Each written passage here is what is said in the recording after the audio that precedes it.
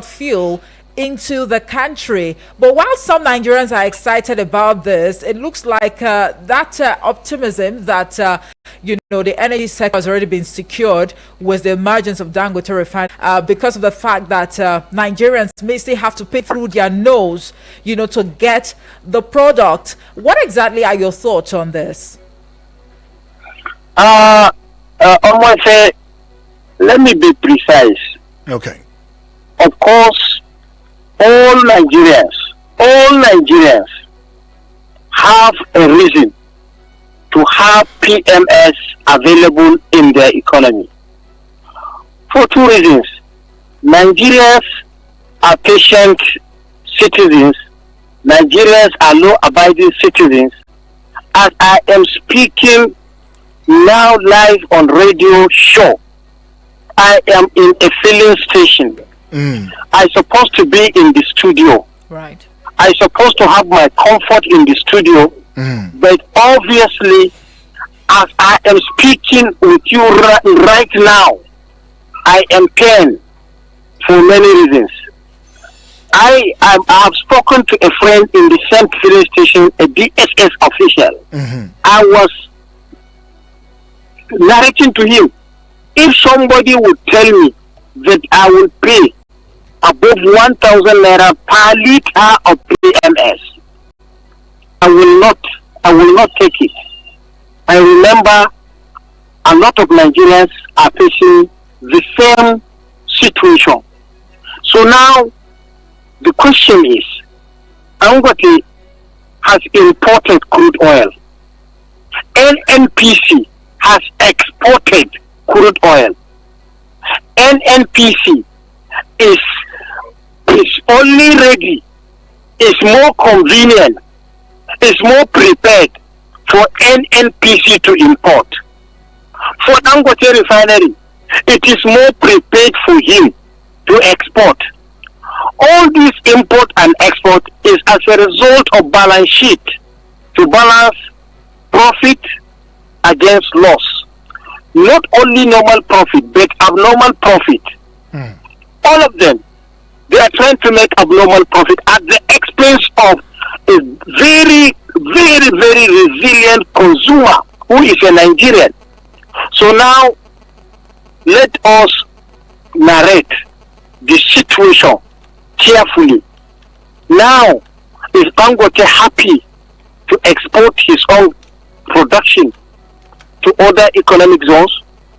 Is Mele Kyari, who happens to be a champion in this industry, who has successfully migrated from Buhari administration to Bola Ahmed Tinubu administration, the same manner former central bank governor Godi Emefiele migrated from Goodluck Ebele Jonathan's government to Buhari government, and at the end of the day, we face cashless policy that has ruined the economy. We ended up in court between the citizens and the bank. Is NNPC trying to push Nigerians to end in court? Because now that Dangote, I have said it times that number, Dangote will remain a blessing to Nigerians. Whether you like Dangote or you don't like Dangote, Dangote has produced a capacity which no other African has produced that capacity. Right. To be able to be able to produce to produce a refinery with a 650,000 barrels per day capacity with 12,000 megawatt. So if this scenario is on the ground, I have to rely so much on Dangote rather than NNPC, who spend above 20 billion in maintaining moribund refineries. Okay.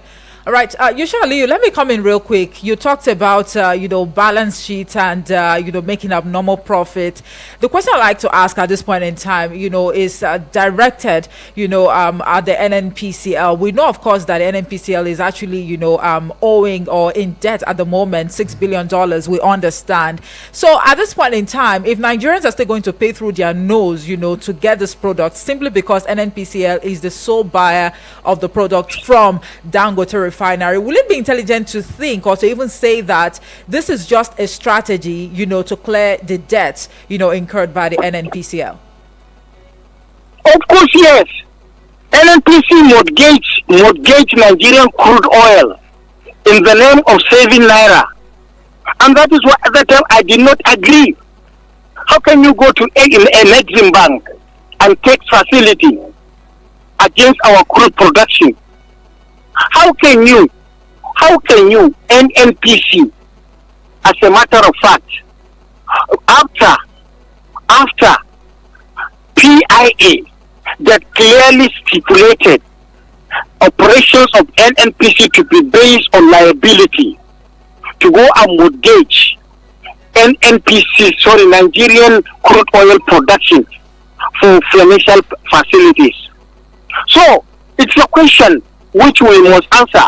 But that answer has to be provided to National Assembly, not by Mele Kyari.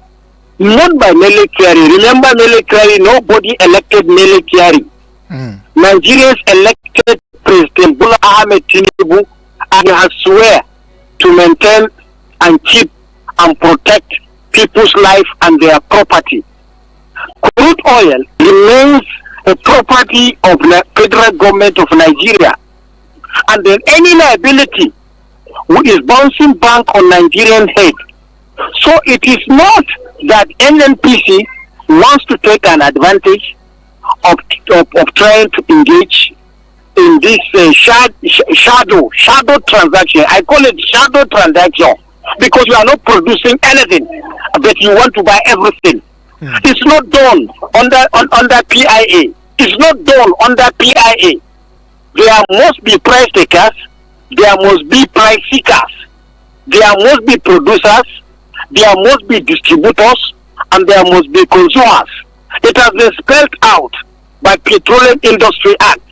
So NNPC should desist from intervening into Dangote except for other reasons.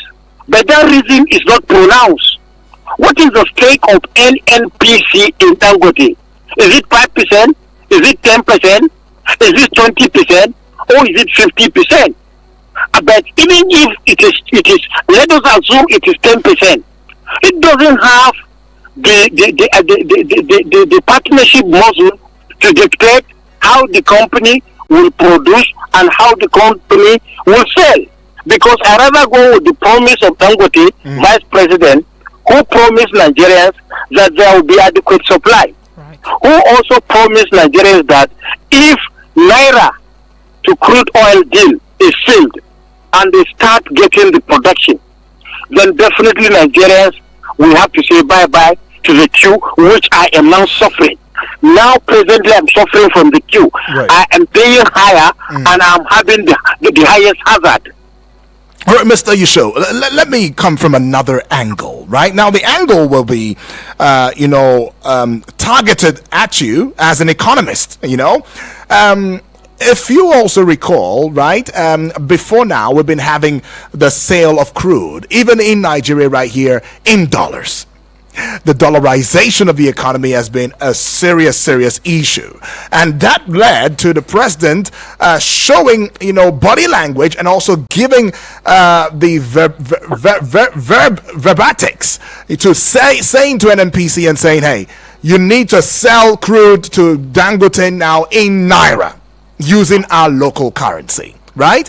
One of the issues that NNPCL is having now is that we were sold PMS, at the rate of 898 naira to a liter because Dangote probably had bought it in dollars at the time, so that's why we brokered and got to the point of 898 naira to a liter, which Dangote is refuting now and saying no, that never came from us, and all of that.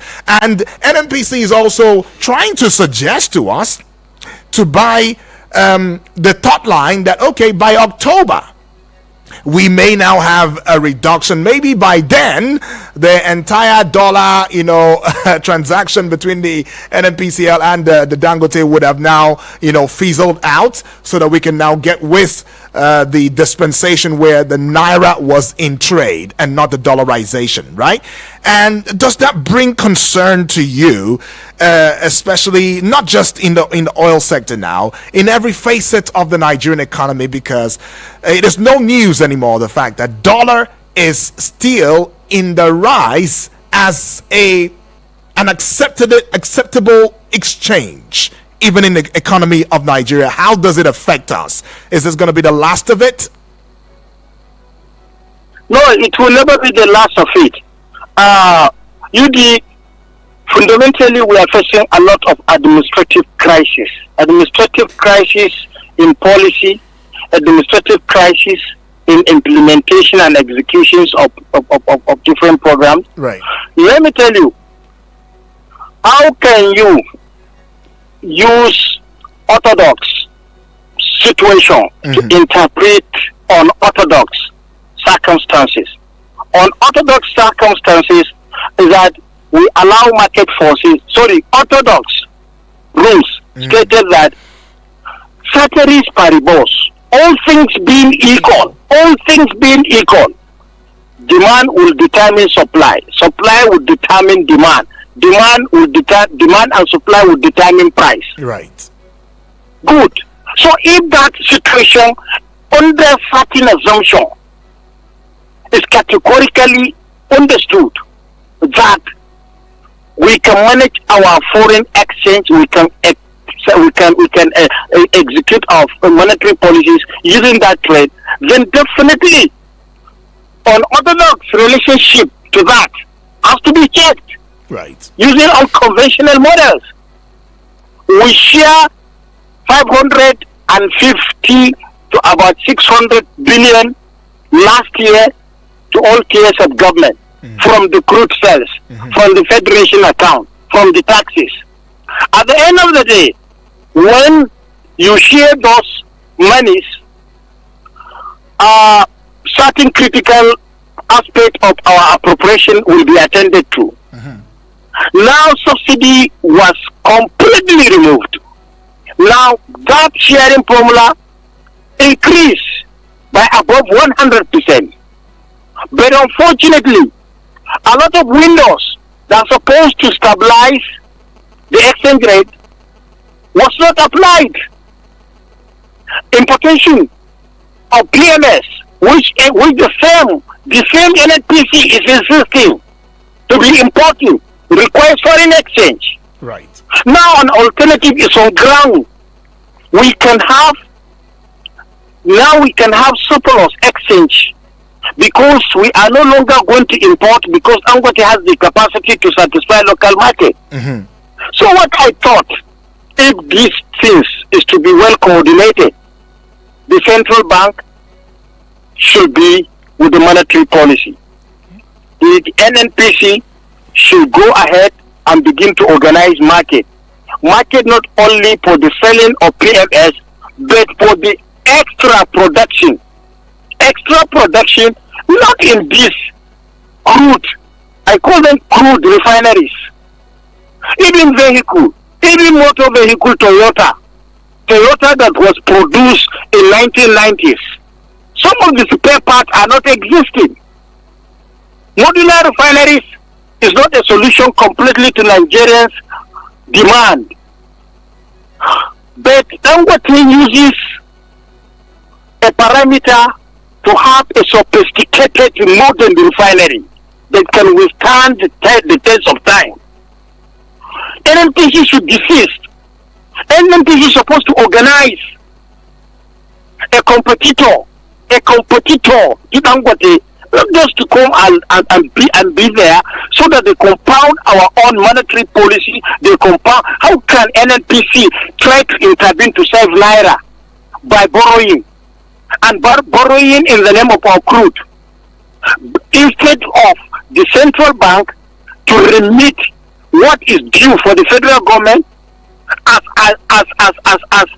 pointed out by the former CBN governor, so that we can have liquidity. Right. We don't know how much Nigeria is producing. We don't know how much Nigeria is getting. But at the end of the day, when NNPC is declaring profit of $3.3 billion, and at the same time is being indebted.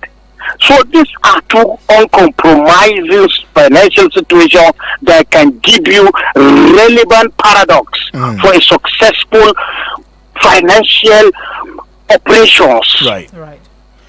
All right, usually time is not our friend, but let's see how you can, answer this real quick. I mean, a number of Nigerians are actually, calling on the government to establish a regulatory framework to ensure fair competition, prevent monopolies, and protect consumers' interest. I know earlier you said that oil marketers, actually had, they may have had a field day before now. So somehow, I mean, whatever it is they're experiencing at the moment, it's more like, they deserve it. But let's not really, forget the fact that we have our own local refineries, that monies have been, spent on, but they are not working yet. Does the emergence of Dangote Refinery put to rest the conversation surrounding the Port Harcourt Refinery, the Warri Refinery, and the rest?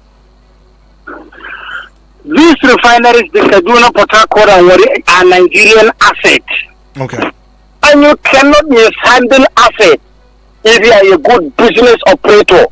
NNPC is an operator.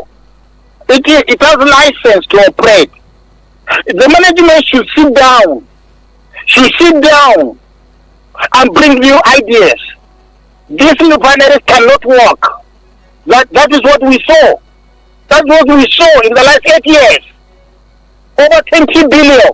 A one that can produce a similar refineries with Dangote has been expanded, and they are not working. And what is their capacity? 150,000 barrels, 200,000 barrels. Look at, if you combine the three, it's not up to the capacity of Dangote.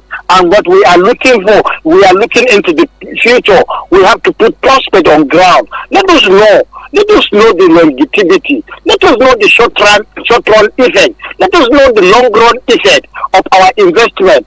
NNPC is managing assets, but I think my main problem, which is the main problem of Nigerian economy, is how we can have an efficient minister who will minister oil like a business, who will also consider certain aspects of political responsibility, especially in regard to what the law says in our Petroleum Industry Act. All right, I'd like for you to hold that thought. Let's just go take a breather. We'll be right back in a short bit. This is Eagles 102.3 FM's Eagles Outlook, where we talk politics and current affairs. We'll be right back. Eagles 102.3 Abuja. Eagles 102.3 Abuja.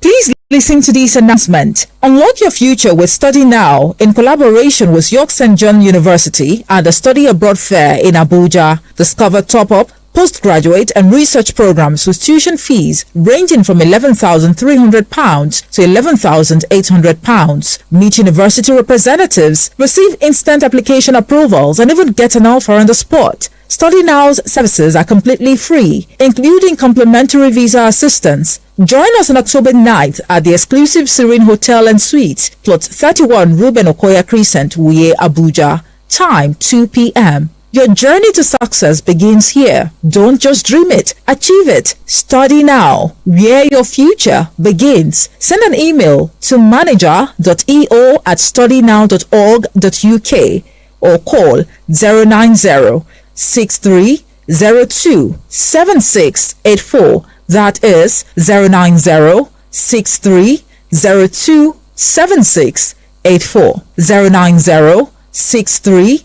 027684. Don't study later, study now. Eagles 102.3 Abuja. The 2024 National Day of Identity is here again. The National Day of Identity is an event set aside to commemorate identity all over the world and celebrated in Nigeria by the National Identity Management Commission, NNPC. Theme: Digital Public Infrastructure, DPI, enabling access to services. Date: 16th September 2024.